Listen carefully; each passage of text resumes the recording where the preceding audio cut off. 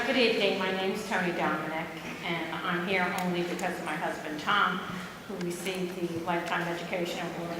And it's been my pleasure to join guests and be a future mentor. Thank you. Wow. That's quite the intro.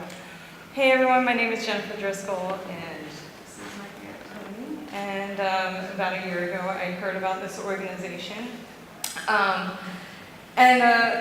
It's so nice to be here right now. I'm from this area. I've not lived in this area for a really long time, but it's really nice to be back here. I graduated from Penargel High School in 1994, and Penargel people, nice! I went to Rutgers University, and I moved around a bit, but this is where I was born and raised. And my dad was a steel worker at Bethlehem Steel for 30 years. My mom's been in administration at the Easton Hospital for 40 years. My uncle was honored here, was a coach and a teacher at Phillipsburg High School for 30 plus years. And now I live in Seattle, and I work at the Bill and Melinda Gates Foundation. And at the foundation, we're encouraged to volunteer and donate our time and give back.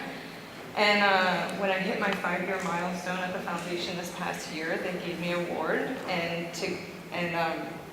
to give to any cause of my choice. So why did I pick BEST? Well, other than this direct family link, I can tell you why in one word: mentors. I would not be where I am, like other people were saying, without the support and encouragement of so many mentors. A mentor is someone that believes in you when you don't believe in yourself, who pushes you out of your comfort zone, who encourages you with kind words and tough love. And for me, I can point to a couple teachers that I've had, bosses, my parents, my Aunt Tony, who is a total force of nature and a big influencer in my life. Her husband, my Uncle Tom, graduated from Rutgers, and that's a big reason why I went there. So let me just tell you one tiny quick story and then I'll be done. When I was in college, which was quite a long time ago, the internet did not exist at the time, by the way, I would start every semester with a stack of syllabus and all these textbooks, and I'd spread it all out, and I'd freak out. And I would call my dad in a complete panic, and I would be so overwhelmed and be like, "Dad, I cannot do this. How is this amount of work possibly going to get done in the next couple of months?" And he would listen, and then he'd let me get it on my system, and he'd say, "Jen, you're just going to suit up and show up and do the work."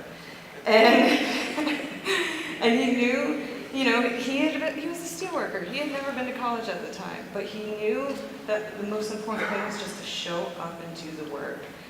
10 years later, I go back to school for my master's degree, and the same thing happens all over again. I was scared because this time I'd been out of school for so long, I thought I was obsolete. And again, I call my dad at the start of the semester, and again, he walks me back from the ledge. Finally, by my last year in graduate school, I start the semester, I look at the syllabus, I take a deep breath, and then I'm saying, "Jen, you've got this. You've done it every time before, you're gonna do it this time." But my dad, it took years of mentoring before I finally saw in myself what other people saw in me.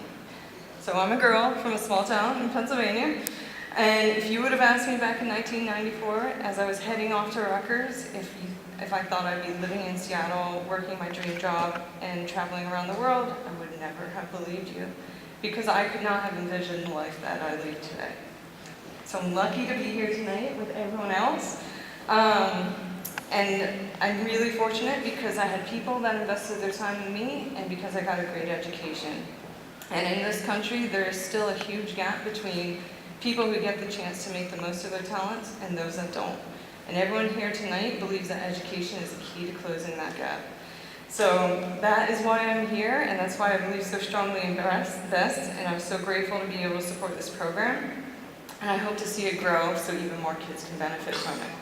And lastly, I'll just say, if you ever come out to our headquarters in Seattle, you'll find an old African proverb inscribed on one of the walls, and it says, "If you want to go fast, go alone, but if you want to go far, go together."